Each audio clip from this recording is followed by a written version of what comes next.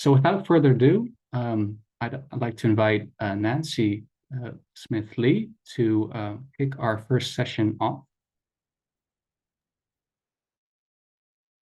Thanks, Thomas, and good morning, everyone. It's a pleasure to see so many people here today for this session titled "Cycling in the Shadow of the Car: Infrastructure, Road Safety, and Urban Redevelopment Beyond Downtown."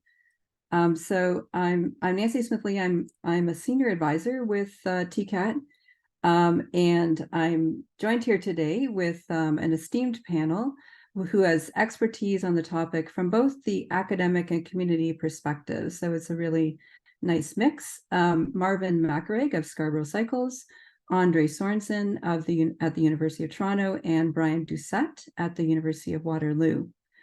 So the topic of this session today is really quite near and dear to my heart, as incubating suburban cycling is one of TCAT's key strategic priorities dating back to 2014. Since then, TCAT has launched community bike hubs in several different communities in the Toronto region, first in Peel, then in Scarborough, then Markham, and most recently in Newmarket. So addressing barriers to low cycling uptake in car-dominant suburban communities is quite challenging, yet incredibly important in order to extend the benefits of active transportation more equitably to the suburban environment where the majority of Canadians now live.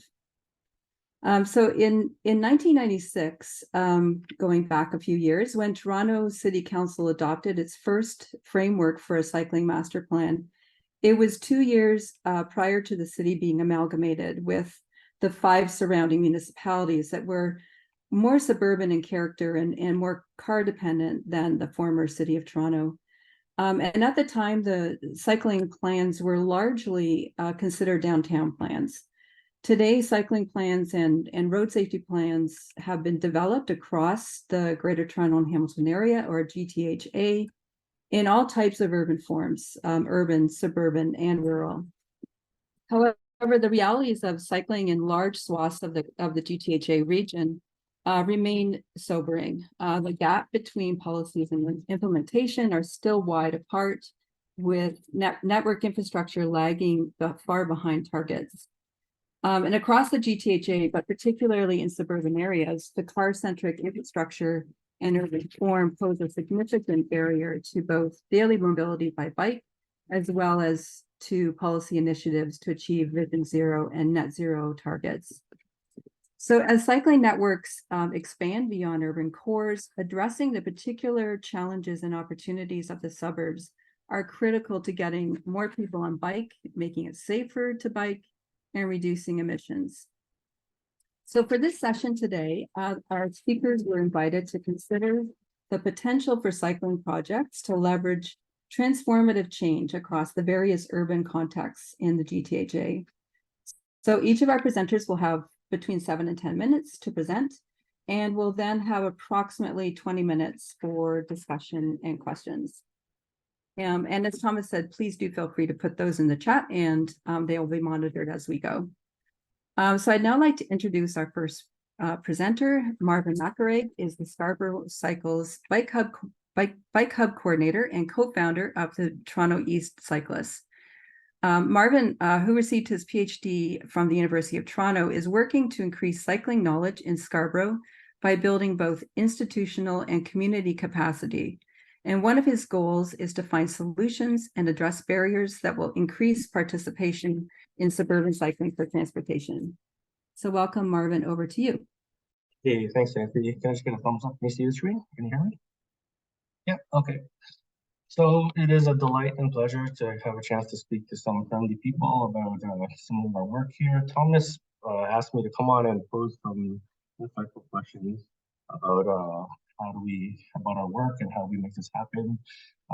So I'm going to answer the first one, which was how do you get more people riding in the suburbs, and what approaches work best? So I'll just give you a little bit of a flavor of what we do here. I am a health promoter at Access Alliance, which is a community health center. We have 3 locations in Toronto. We're focused on newcomer health, but all of our programs are accessed by all members of the community. If you're not familiar with what a community health center is, it's a part of the healthcare system in Ontario. We all know about walking clinics and hospitals, and another highlight system for residents and healthcare is a community health center. We also have doctors, nurse practitioners, dietitians, physiotherapists, among others. But we have settlement workers, health promoters like myself, counselor therapists, and other staff to support. Where we differ slightly from those other places is our model of care, where we really focus on the social determinants of health. This was like a radical idea like 20, 30 years ago, of my lifetime for sure. But definitely it is mainstream now. So simply put, there's much more to one's health than getting a prescription from a doctor. There are other external factors that are probably just as important. Addressing poverty, systemic racism, housing, transportation inequity, they all feed into personal health and population health, and they affect stress, and we all know that stuff is detrimental to health. So how can we, all of us, keep espousing the benefits of active transportation to residents when they step outside their homes and there's very little that supports walking and cycling? In fact, in some of these areas, the build form actively suppresses all forms of transportation except for automobile. So what works? Well, way back in another life. Marvin, sorry, your mic keeps cutting out. It was good there for a bit, but you could adjust it somehow, it'd be great. Okay, I just replugged it. A little bit better. Yeah. So you learned from teaching way back when was to front load your lectures. So this is your takeaway today is programming. It really does matter. You really have to focus on programming. So these are the programs. Sorry, Marvin, to interrupt. It's still hard to hear you. I'm not sure why. Nancy, test. Can you hear me? Ah, that's perfect. Great. Okay, sure. I'll just undo the mic. Okay, so if you want to bring back change, these are the programs that we're running. It is important to mix it up. You need to keep it fresh. You need to draw new attention, new people, new populations. You also need to change your schedule up a bit to capture people's different work days and free time. If you want to bring about change quickly, like I always think of programming as chemistry. You really want to speed up the reaction and pick up that uptake. It's programming. That really is the catalyst. In community development, programming really is the catalyst to make things happen much more fast. This means you need to go to where the people are. You need to hold their hand through that process, identifying barriers, addressing them, and keep hitting that repeat button. And for the most part, this approach is what informs my work. It was outlined in a report by TCAT based on research that Scarborough Cycles program was part of. This was produced like 7 years ago when we started this program, or 8 years ago now, and we've been programming for 8 years since. So building on this, Scarborough Cycles is a program of a community health center. Through my role as a health promoter, I also take the position of centering both individual health and population health. And when we are planning our programs, we use an evidence-based approach to address this gap. In terms of health promotion and public health, that work really begins with the Ottawa Charter. Which is 1966, came out of Ottawa. You're cutting out again, Marvin. Okay. Yep, there you go. I'll just come closer. Second.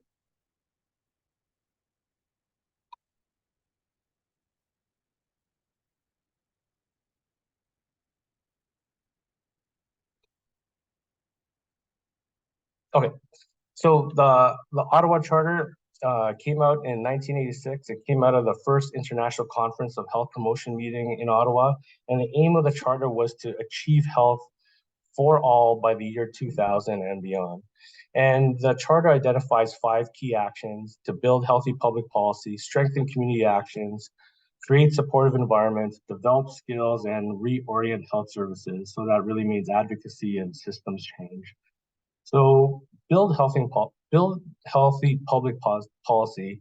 The first thing is identifying and removing barriers is fundamental and what really informs good public policy. This means creating and implementing policies that support health and the individuals of community. like legislation. So a good example is like a tax. If you want to smoke, that's fine, but not before we hurt your wallet. Regulation is also a very important tool here. This means reducing the availability of things or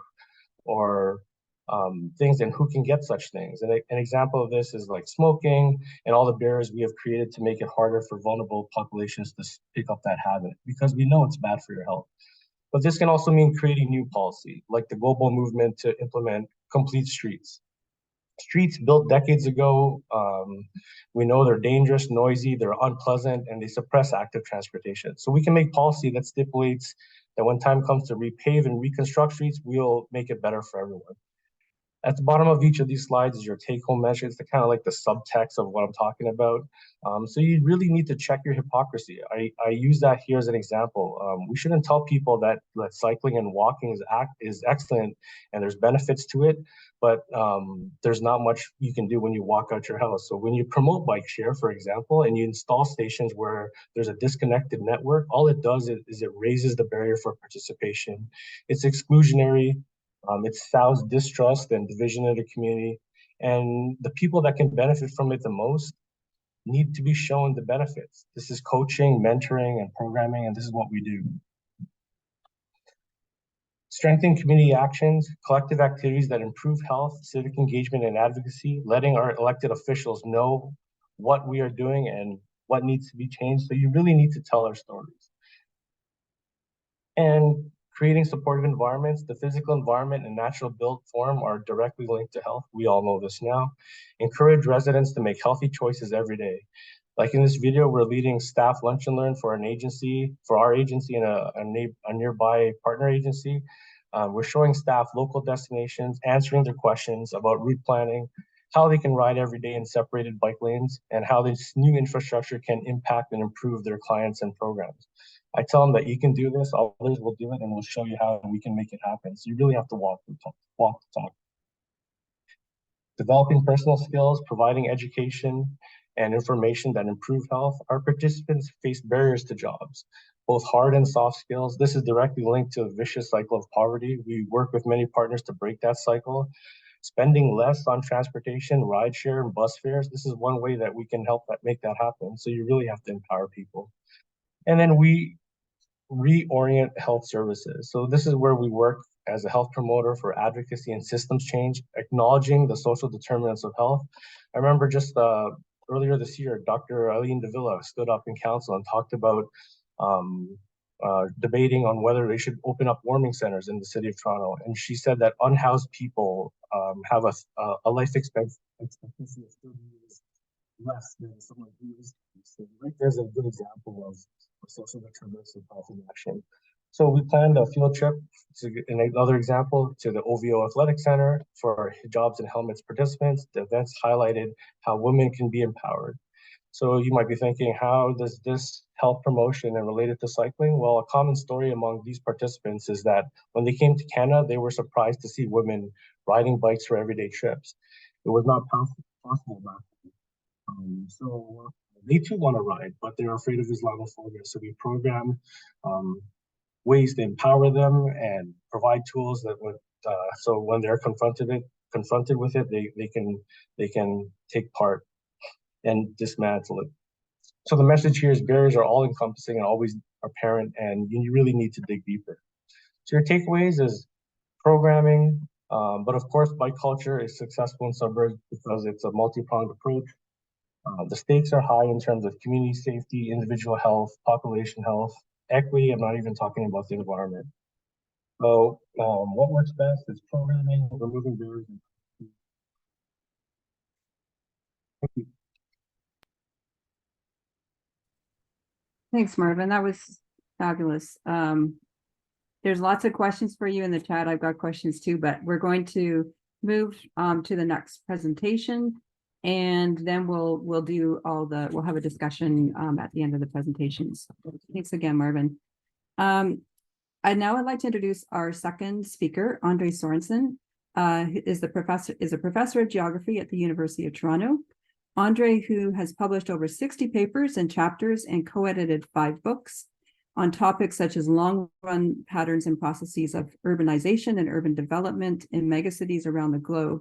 has also researched cycling closer to home, co-writing the Scarborough Opportunity Report with University of Toronto Scarborough students. So welcome, Andre.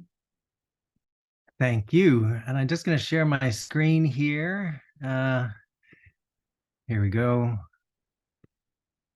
Okay, so I want to, everybody can see that, I hope. Okay, I want to talk a little bit to this report that we published last fall, a year ago, with a group of students in city studies at University of Toronto Scarborough, called the Scarborough Greenway Report. So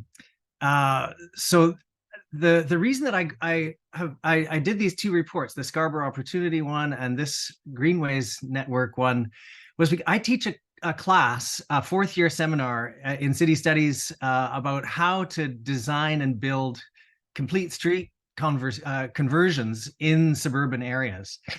And the reason that I wanted to, well, a lot of reasons to do this, but a big piece of this is that I really think that one of the key challenges at this moment in history, this period that we're living in, is to transform suburban automobile-dependent areas into more places that where you can get around in a whole variety of different ways, not just with cars. And the fact that we built these automobile-dependent places was one of the great disasters of planning in the 20th century. So how to undo that problem and create places where you can get around in a whole variety of different ways, including walking, cycling, public transit, as well as cars. So that was really the goal, to really get students thinking about this set of issues. So then why active transportation as a part of this? Really, the idea is that all parts of our cities need to have multiple modes of mobility, partly to solve congestion issues. When you only can travel by car, you have massive problems of congestion. But also as a social equity issue. Increasingly, the suburbs are places where there are lots of low-income people, where it really is a problem that very few people have choices about how they get around. Cars are really the only viable mode in much of our extended suburban areas. And the focus on Scarborough is because a number of us are convinced that actually Scarborough is a fantastic test case of a great opportunity to transform an automobile-dependent suburban area that's really hostile for cycles and walking, as Marvin was pointing out, into a place where it really could be multimodal, because the densities are not low. And there's lots of destinations, and there's an urban form that's actually quite amenable to this kind of a transformation.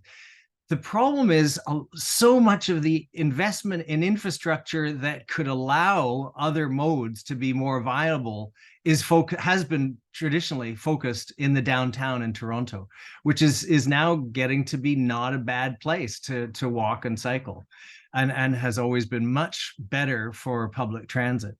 So that's the focus on Scarborough. And I hardly need to talk to this audience about why active transportation is so important. But just one other thing about Scarborough is that Scarborough actually has the highest incidence of serious injuries and deaths per capita of any of the districts of Toronto. So, I mean, it really is a very hostile place for walking and cycling. And so it's not just a matter of changing some policies and lowering speed limits. It's actually about building different infrastructure. So that's what we were focused on. So the off-road trails piece, there's a couple of parts of why we were focused on that in this one. In the Scarborough Opportunity Report, I think that was the least developed piece of it, and it kind of felt like a leftover piece. And both of these are easily available on the web if you're interested in looking at them, these reports. So we wanted to focus on the off-road trails, but the other piece I think that is really important here is that Scarborough has a really sad history of building cycle infrastructure in particular, also pedestrian infrastructure, but really thinking about the cycling infrastructure, where the city has built several cycle tracks and then removed them after there was opposition from car drivers and just an organized opposition. So that just was really discouraging to a number of us, that, you know, you're spending money to put in cycle infrastructure and then removing it just seems like, you know, digging holes and then filling them back in again. But it also really helped to spark a campaign in opposition to cycle infrastructure. And part of the argument has been, well, why do we want to build cycle infrastructure? There's no cyclists, right? And of course, the reason why there's no cyclists is because it's so darn dangerous to cycle in Scarborough. It really is. You know, because it's of the suburban design, you've got this big arterial road grid, you know, every 2 kilometers. And then inside those areas, it's a lot safer, but it's these loop and lollipop networks where it's very hard to actually get anywhere. And there's no destinations in the residential areas. So we need to have better infrastructure on the arterial roads, but that's where people freak out if you try and start building infrastructure.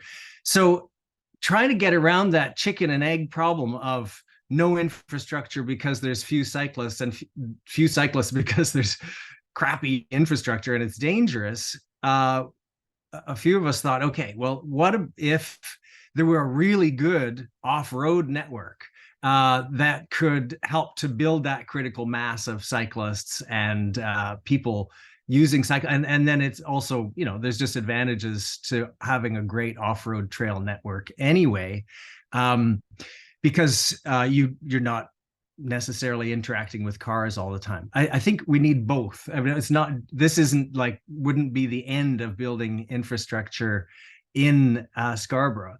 But then the other reason is that because of and I think this is the case throughout North American suburbs, we changed the way we built cities so radically in the 1950s and 60s to build these automobile dependent places. But the other thing that happened at the same time was stopping burying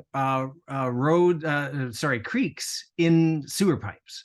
So there's a lot of corridors throughout our suburban areas, including ones like this, these hydro corridors that are seen throughout Scarborough, present this extraordinary opportunity of continuous off-road corridors. And this is the case in suburbs everywhere. There are corridors, both of natural heritage corridors of creeks and rivers, but also infrastructure corridors that are available, where it makes it possible to create off-road trail networks. And so we're looking from the Gatineau Hydro Corridor, which is where the Meadowway has been and is being almost finished being built in the foreground, and up north along the Warden Hydro Corridor.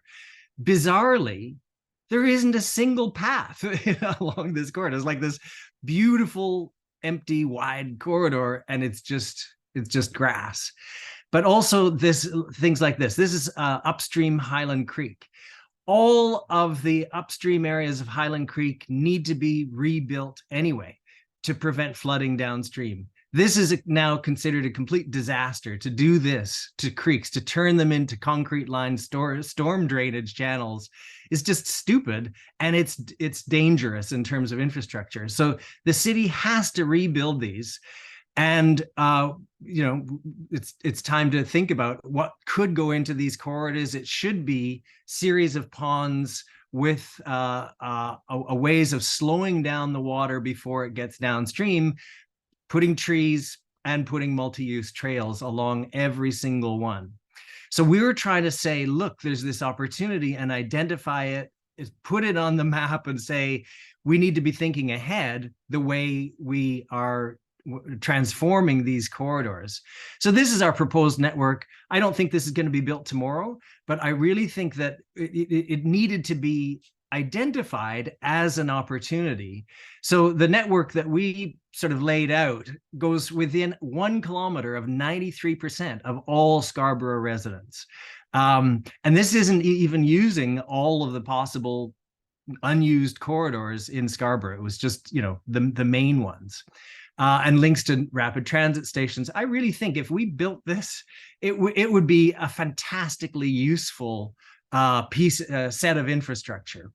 The other interesting thing is 51% of it already exists in all of these disconnected little bits and pieces. The dark purple is the pieces that already exist. But they're not connected together. And that was the other point of this, is that in Scarborough in particular, but throughout the suburbs, we have little bits and pieces of cycle and dedicated pedestrian infrastructure. And that's useless, particularly for a cyclist, right? Like, you actually need things to connect together if you want to be able to use this on a daily basis, or even for recreation. You want to have of interconnected networks. So over half of it already exists. A lot of it is really substandard. Like, this is on the upper one, the existing but he needs upgrading photograph is like, the city lists this as a cycle track, right? Which it isn't. It's a path through a park. It's too narrow. It's concrete slabs where you're, ka-chunk, ka-chunk, ka-chunk if you're riding on your bicycle. I mean, so they need to be upgraded, but the main thing is they needed to be connected together. One of the big obstacles, of course, is the 401. So in all of the cases where there was some sort of major challenge in making an interconnected network, we proposed interim workarounds. So all of this could be built actually quite quickly and inexpensively.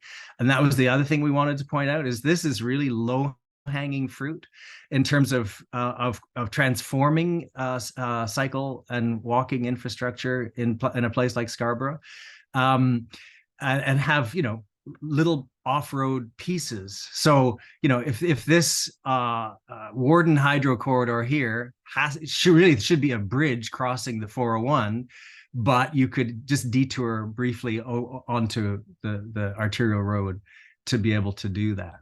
And if you want to take a look at it, there's really, really detailed examinations of each of these potential corridors as part of the report, and then mapping. And again, the idea is to inspire people to start pressuring their local councillors in the city to start getting on with it, and let's build this stuff. And to be fair, the city is making progress in building cycle infrastructure, but it's going too slow. So I mean, that was the last point that I really wanted to make, is, well, for all kinds of reasons, we really need to accelerate the rate at which we are building infrastructure, particularly in the suburbs. And yeah, we need to do the public consultations and have all of that kind of preparation, because just building something and then taking it out again is a terrible idea.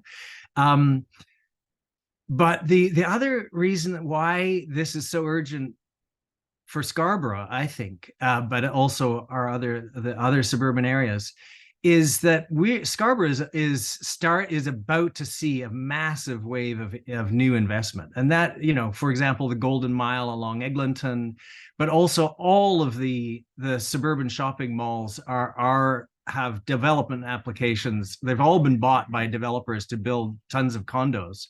And we're seeing a lot of new investment in Scarborough.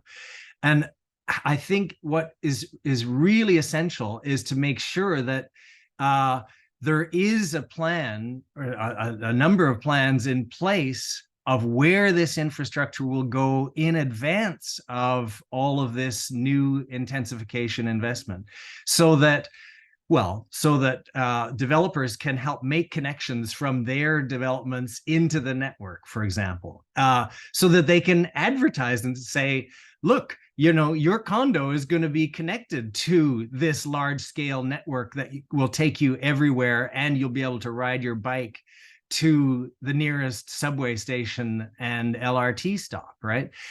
So it's time to really start thinking in advance about making interconnected networks throughout the suburbs, not just the off-road networks, but also the on-road networks, and make sure that we get this approach to having great multimodal infrastructure in place before we intensify our suburbs. Thanks. Awesome. Thank you so much, Andre. I'm familiar with that report, but it's always so inspiring to hear you talk about it. So thanks very much. And I note that there's lots of great feedback and questions in the chat. That's so awesome. We will get to those as soon as we're done with the presentations. Please do continue to enter your questions into the chat. So our final speaker for this session is Brian Doucet, who is the Canada Research Chair in Urban Change and Social Inclusion, and an associate professor in the School of Planning at the University of Waterloo. Having lived and worked in the Netherlands between 2004 and 2017, one of his research interests is urban cycling. And since moving back to Canada, he's become involved in advocacy for better cycling infrastructure. So welcome to you, Brian. Thank you very much, Nancy. Great to be here. I will also share my screen and get that up there. So I'm going to go a little bit further beyond downtown Toronto and take you out here to Kitchener-Waterloo, where I live and work and have been for the last 6 years since, as you said, I moved back to the Netherlands. So this, you know, sort of visually, my life went from this kind of environment to this kind of environment. This was a tweet that I posted back in 2018 about a bike lane, and it ended up being a story on the evening news because it got a lot of attention, and it you know, I don't think we have to hold back any punches. It is a really terrible bike lane, and it's still there, for better or worse.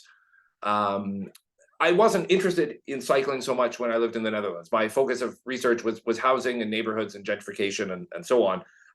And I've become much more interested in cycling since returning back here. It didn't mean I didn't cycle in the Netherlands, of course, but I've shifted a lot of my focus also to thinking about the relationship between housing, gentrification, neighborhood change, and things like the uneven networks of good infrastructure, whether it be transit or cycling bike lanes that we have here in Canadian cities. So I want to speak specifically about mid-sized cities, because I think there's a lot of focus in urban studies on the big places, the global cities, and even within them to a large extent, although Andre's presentation, you know, part of that growing discourse about the suburbs in these areas, but we tend to focus a lot on big downtown areas. And as we said this morning already, the majority of at least Canadians and to a large extent the global population doesn't live in those kind of environments.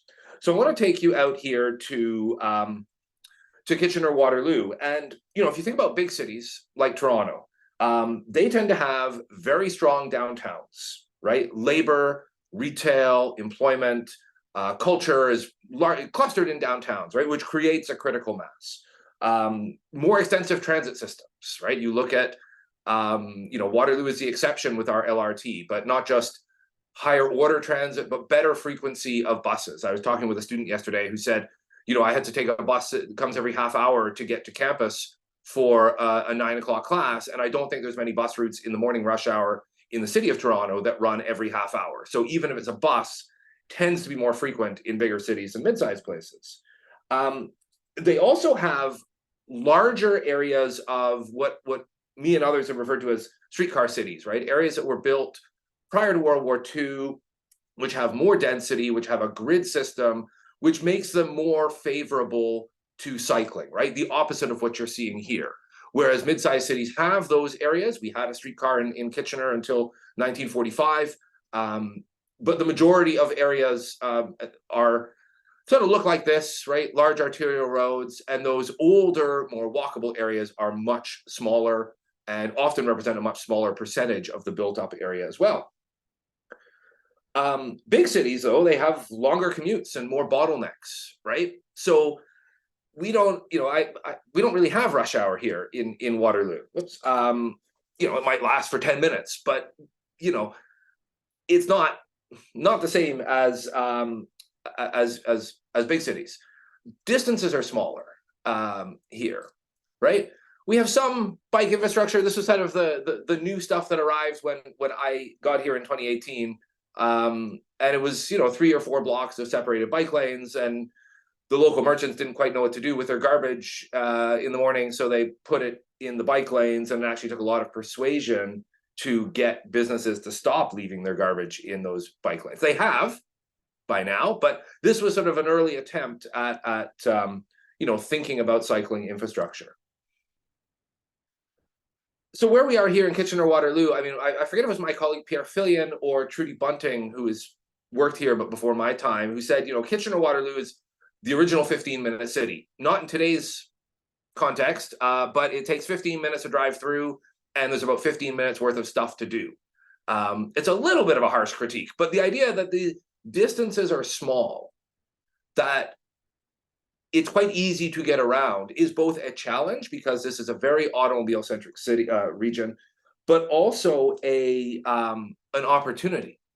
Now, what else sets mid-sized cities apart is that we have much more decentralized land use and activities. Our downtowns are not the main focal points, especially for retail, especially for entertainment to a large extent. We have, the shopping malls are dominated. We have no major retail to speak of in our downtown cores that bring people in. So they're much more dispersed, much more car-focused, much more car-centric. But the connections are also much closer. So sort of thinking through the challenges and opportunities of developing cycling here, there's a lot to weigh up. Cycling mode share is much less. I mean, Toronto's mode share from the 2016 census across the city of Toronto was about 2.7%. Kitchener and Waterloo are 1% and 2% respectively, but that kind of hides a lot of the differences that we had one census tract here with more than 10% cycling mode share. And, there are many issues with this data in terms of what it captures and what it doesn't, but if this is what we're going by and we're trying to compare, many census tracts in Toronto had more than 20% cycling journey to work mode share, which is not only a greater percentage of the population, but it's also a lot more people, because Toronto is a much bigger place. So we're talking about smaller numbers here. But we're here in Kitchener-Waterloo, and this morning I biked up to work, but many times during the year I take our light rail transit line, which I think is actually probably the best single transit line in all of Ontario. I would happily defend our Ion LRT line. And we're seeing a lot of change taking place here. We are seeing things happen. And I think some of it is unique to Waterloo, Kitchener-Waterloo, but I think some of it can happen a bit easier in mid-sized cities. So as Nancy said at the outset, I sort of returned here back to Canada and sort of became interested in cycling. And in a smaller place like this, a mid-sized city, it's quite frankly much easier to get involved in things. It's much easier to connect with people, right? I can be a prof here, launch a new research area, and be covered in the local newspaper, right? In a main story. This is the picture on the cargo bike is the reporter who wrote that story, and I cycled around, the photographer. This is back not that long ago when the Record, our local newspaper, would actually have people send a photographer out to cover these stories. The world has changed quite a bit. But even this, I mean, I can tweet about quite frankly, a really poorly designed intersection that we had to use a lot this summer with my kids. And I get a direct message from the region of Waterloo saying, okay, here's the person you need to contact and talk about. So those fewer degrees of separation, I think, are a real opportunity for the smaller number of advocates and the smaller number of people who are fighting and campaigning for better cycling infrastructure to actually make a difference, right? If you're in Toronto, I mean, it's just a bigger world, right? And we've seen, and I think a lot of this comes, I always talk with my students, like, where does all this change come from?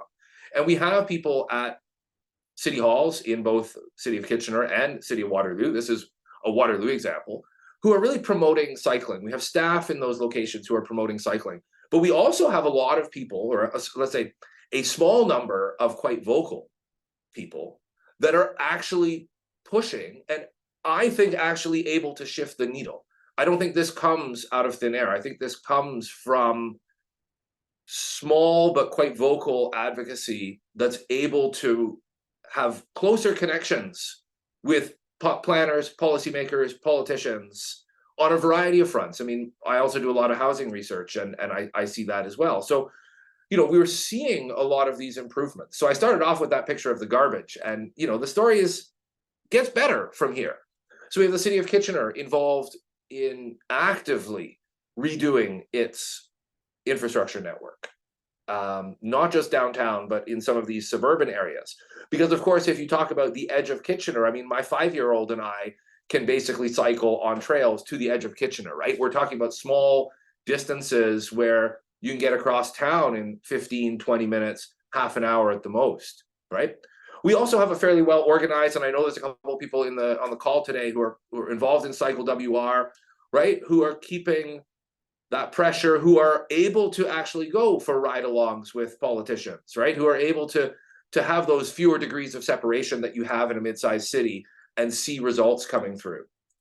So I was involved in this committee that created the City of Kitchener's Cycling and Trails Master Plan. It involved, the usual suspects of people who are fighting for this, but people who are able to actually have some influence, and policymakers who are able to listen, and we can see improvements. So this is a photo of where a trail intersects with a road in the City of Kitchener, and this is an improvement to have this crosswalk that you can see. It's tangible, and if you're involved in this kind of work, you can actually see and ride the differences that you've helped to create. And I think that's important, and maybe one of the key elements of mid-sized cities, right? It requires continual pressure, continual advocacy, right?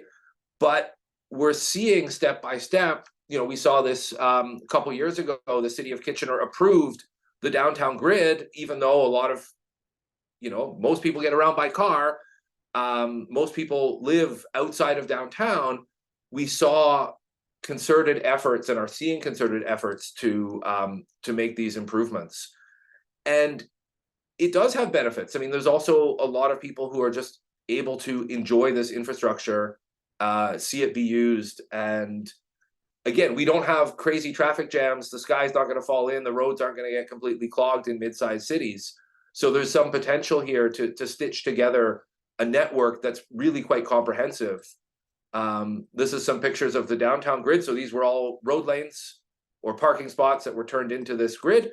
I'd be the first to admit this stuff isn't perfect. If I put my Dutch hat on, there's a lot of differences, a lot of things that maybe could be done better, but there's definite commitment here, I think, to not just connect the downtowns, right? But actually, when rebuilding roads, to think about multi-use paths. And again, these are far from perfect, but we have fairly extensive, relatively new cycling infrastructure out in the suburbs. This is a road that goes down to Conestoga College. So if you live in those apartments there and you need to get to Conestoga College, which is behind me, you actually have a multi-use path that can get you there. Here's another good example from a couple years ago. Again, I mean, this isn't perfect, but we take a 2-lane road with no sidewalks where there have been pedestrians hit. I believe there was a fatality along this road a number of years ago, to putting on both sides of the road a multi-use path. I mean, they doubled the lanes, so that's maybe not a great outcome there. But I mean, these are now routes that you can use to help connect into some of these areas that aren't naturally built around cycling. There's still some really big challenges. So this truck, this was this morning, parks like this every morning on this trail. And actually the guy was sitting there. So I asked him very politely, like, can you move? There's hundreds of people who use this trail and you're blocking it. And he said, well, when I parked up in front, I got a ticket for parking in the wrong spot. And I'm like, I didn't really, it was very civil, but he sort of, we went our separate ways. But yeah, I did phone bylaw this morning and tell him about it.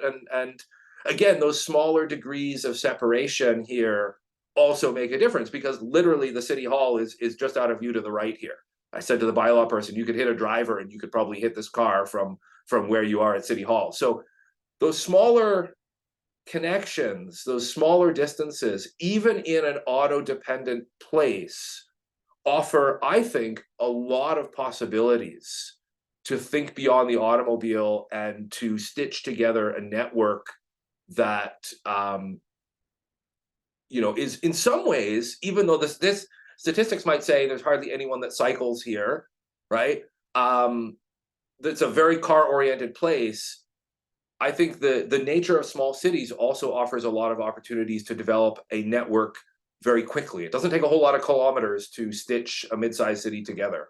And I think that offers a lot of potential, not just here, but places like Hamilton and Peterborough and London, when you have a good formula of people on council, on staff, as well as people pushing and continually pushing for better results.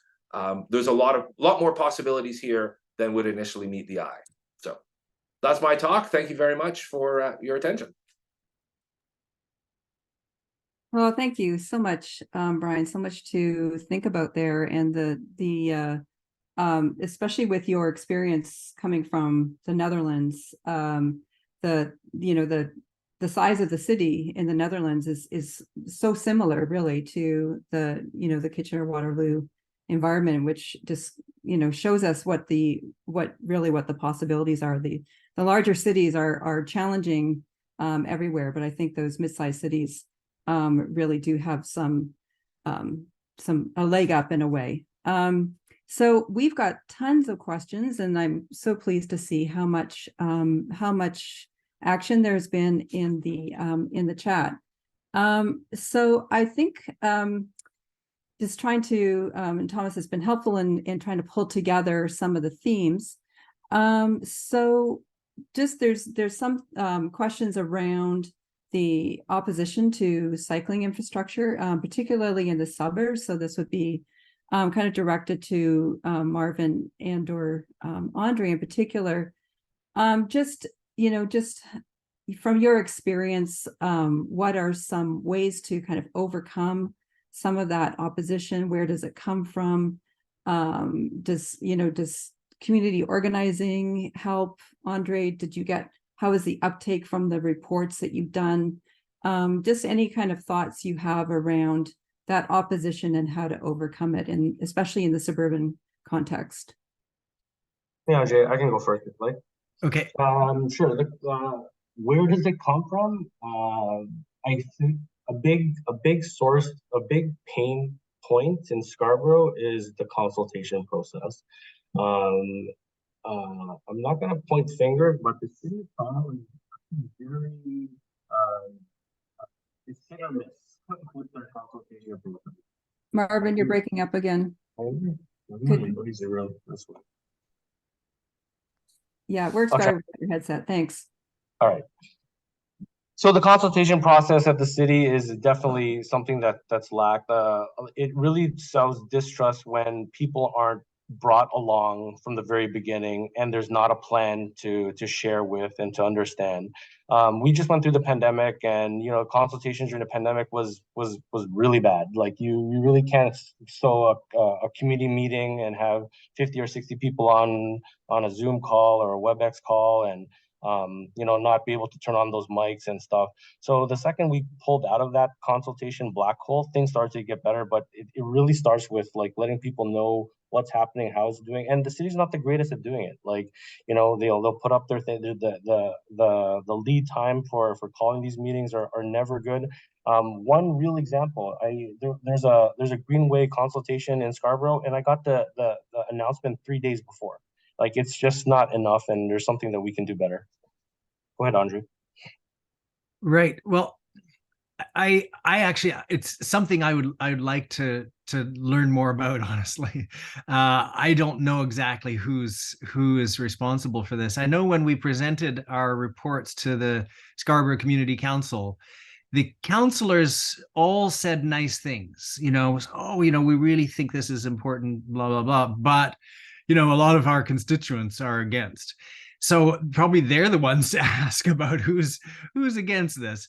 Well, but actually, I would point to the opposite side. I think what is really necessary is a lot more organizations like Scarborough Cycles, right? And they exist. There is more and more activism in favor. And, city councilors are very sensitive to getting unelected. So they just need to hear again and again and again that this is important. We support this, and to see that there is an organized movement that's pushing for these kinds of investments. And I think that's happening. I think there's a lot of, and actually, maybe this is anecdotal, but I think I see a lot more cyclists in Scarborough than there were 5 years ago. I think they're really, it is growing. So that's hopefully, that's an optimistic sign for the future.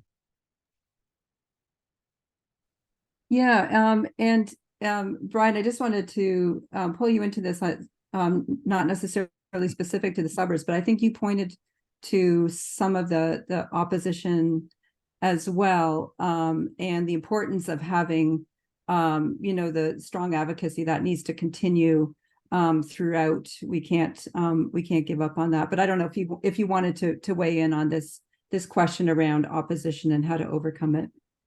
Yeah, and I think Waterloo in some ways is a bit unique. I mean, this region went through a decade of very intense debates about the LRT, where there was a very, very vocal and organized opposition to it. They did not win, right? The pro-LRT candidates kept getting reelected. They built a very strong case, even for people who didn't live along the LRT corridor, why we should invest in light rail along this central spine. But I think the fact that the world didn't fall apart, right? Traffic wasn't chaotic once the train opened. I think that maybe gave people a little bit of a reassurance on both sides. If you're promoting transit, and there were significant gaps in promoting cycling in the development of the LRT that I think people realize now was a mistake. But that you can do this stuff and you can still get around by car quite easily. I think that helped, and I think what the city has also been doing here, so some of the best infrastructure in Waterloo region for cycling is actually new neighborhoods built out on the edges of the city, which Toronto can't do, obviously, because you're built up to steels and to the boundaries. But as these new suburban neighborhoods are being built, they're putting those multi-use trails in, and they're just part of the road design. And so now I showed you a couple of examples where they're being retrofitted, but it sort of becomes a little bit more normal. And we've had really intense battles here about transportation, and coming through that, I think that has helped to move things forward. Yeah, the importance of normalizing the whole process is pretty critical. So moving on to this a second question around connections. We heard from Hugh McCarthy in Ireland, who mentioned connections to schools and a question around that. And David Johnson had a really nicely worded question. Would it be more effective to pursue a strategy of connecting the downtown, for example, Old Toronto, with the suburbs, rather than treating the suburbs in isolation and then creating a fully integrated cycling infrastructure? So just something around the timing and how, and our approach on how we're building out the cycling infrastructure. Any thoughts that any of you panelists have on this? I could speak to that briefly. Yeah, I completely agree. The interconnectivity is utterly essential to have successful active transportation infrastructure.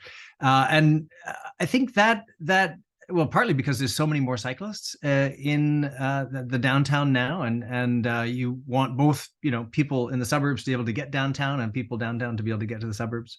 So yeah, that is really important. It is, the suggestion isn't that the suburbs should somehow be islands of infrastructure that would be,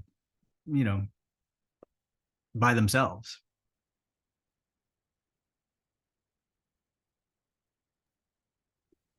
Yeah, Marvin or Ryan, did you, anything around the connections to school as well?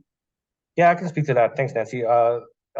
Schools are a huge opportunity. Like they really are like those community destinations where there's trip chaining, people drop off their kids in the morning, they go to the library, they go to the local corner store. It does still happen in Scarborough. It's really important. And what's really important there is what Andre highlighted in the Scarborough Opportunity Report. I'm so glad that he brought it up in the report. He talked about it, was there's so much potential just to, when you reframe looking at those lollipops and those streets and those dead ends. And when you start to think about all those small little connections, there's so much that you can do. But on the flip side, when you look at when we're working in our communities, not when we're talking about like bringing cycling, introducing that to newcomers, it probably isn't. They're not riding across the city. Our experience has shown us that if we can make life easier to drop off the kids, to get to the library, to get to the community center, to get to our center, we're doing our job, and then we'll work on the longer connections as they go. I'll just add really quickly, one of the things that the cities have been doing here, and Kitchener in particular was sort of leading this, is dropping speed limits on roads around schools. So there are now many 30-kilometer school zones. They're also dropping speed limits, not just in the older urban areas, but also doing it on some of these, more suburban residential neighborhoods. And there's been opposition, as there always is, but I think there's been, enough people on council that have championed it, as well as staff that are really recommending these kind of changes to be made. It's a start. It's not the be all and end all. Just changing a speed limit sign is, as we know, doesn't solve everything, but it's a start, and I think people here would admit that it's a start and not the end goal. Yeah, that's a great point. If I could just build on that quickly, Brian, and you mentioned in your presentation about the some of the dangerous designs that have were in place previously, and in some cases are still in place. And I'm just kind of wondering if you or any of you have any thoughts around there's whether it's important to have something rather than nothing, or if it's worse to actually have a bad bike lane design in place. I know at TCAT, when we did a report looking at complete streets across the region, and one of the examples we had was actually built alongside a highway, and we had a lot of pushback on that, saying, this isn't a complete street. What are you talking about? But from our perspective, it was like, it's important to start somewhere, and getting those, even if it's an inadequate infrastructure in place, getting something in place is better than nothing. But I know that that's controversial, so I'm interested in if you or any of you have any thoughts on that. Yeah, Nancy, I can do a quick 30-second. It's we actually live that. we council put in an active TO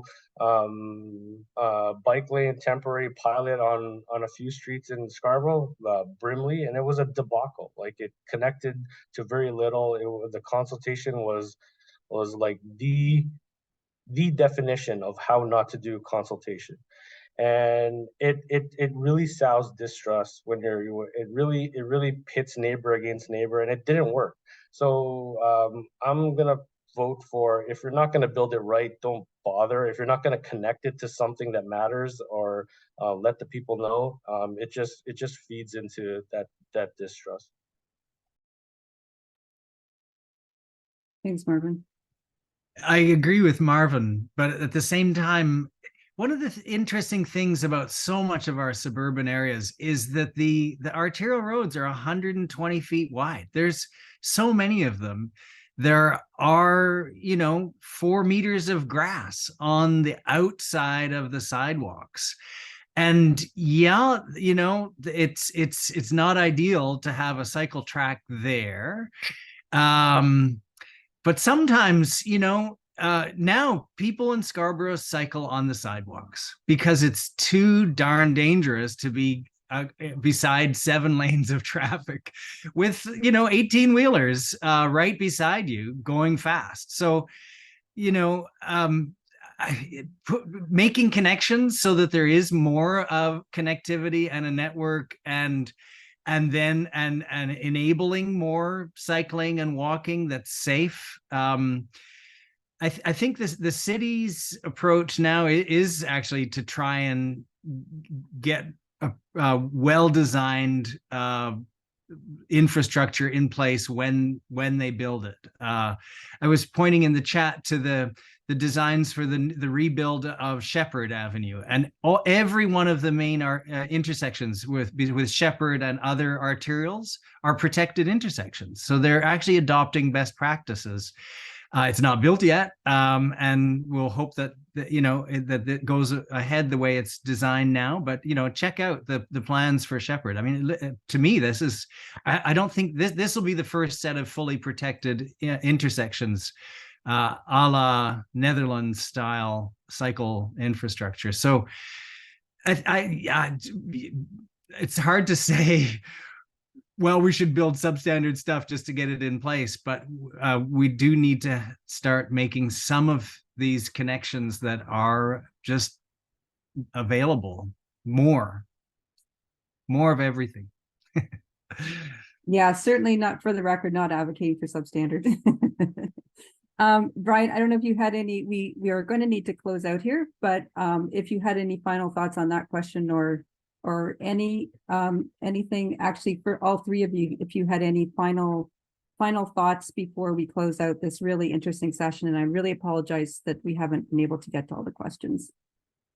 Yeah, just really quickly on the sort of substandard infrastructure. I mean, I think we all know this in the room today.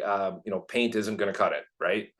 So if we're talking about putting paint, and I've talked a lot about the city of Kitchener and the city of Waterloo. I haven't spoken so much about the region of Waterloo. That's our 2-tiered governance system here. We have a lot of regional roads. They are the arterial roads to a large extent, and we tend to see a lot of paint, and have traditionally seen that paint not be a problem by the regional staff. I think that's starting to shift a little bit, as we've competition between local governments here. You got to keep up with what people are doing. I would say there was a question in the chat, like what can big places learn from mid-sized cities? And I think Kitchener has had several staff and several politicians who've really championed this. They've kind of owned this, and they've also been very vocal in supporting this and saying this is something that we need to do, but not in an advocacy role, just sort of making the case. I think the communication, I mean, when I was on this committee, I was first a little bit reluctant to spend all this time talking about branding and marketing, right? Let's talk about infrastructure. But the marketing and the promoting and the way in which the city has communicated this information to residents, and develop this kind of identity, I think actually matters. I mean, the way in which they communicate with residents, I think, has been quite good, and the way in which they're trying to sell this and convince people that this is for the benefit of everyone. I mean, it doesn't hurt that your mayor is behind this, and I think our mayors have also been behind this because they've had one-on-one conversations with advocates, with researchers, and that has helped to convince them that this is for the benefit of everyone. So again, where does it come from? People are pushed. Politicians, you also need politicians to champion that. And sometimes having those conversations can help. But having your mayor be vocally behind rebuilding and building a city that is more accessible for everyone and sort of championing that message, I think is a big help. Thank you. I think on that hopeful note, we all need better mayors. Although in Toronto, we've got a fantastic mayor right now, just a little plug for her. So thank you so much to all of you. Really appreciate your time in this really very interesting session. I want to just make sure that if people know there's more sessions to come. I'm going to just pass it back over to Thomas, who can explain what happens next. Thanks again for everyone. Thank you so much, Nancy, and thank you to all our speakers for this first session. It was really a lively and very interesting discussion. So we'll be taking a 10-minute break, 9 minutes by now. before we restart with our second session on pilots, the evidence base for cycling, and democratic oversight of planning in the Greater Toronto and Hamilton area, which I myself will be moderating with a very interesting panel as well. So I hope you all stick around, take a quick break, and we'll be back within 10 minutes.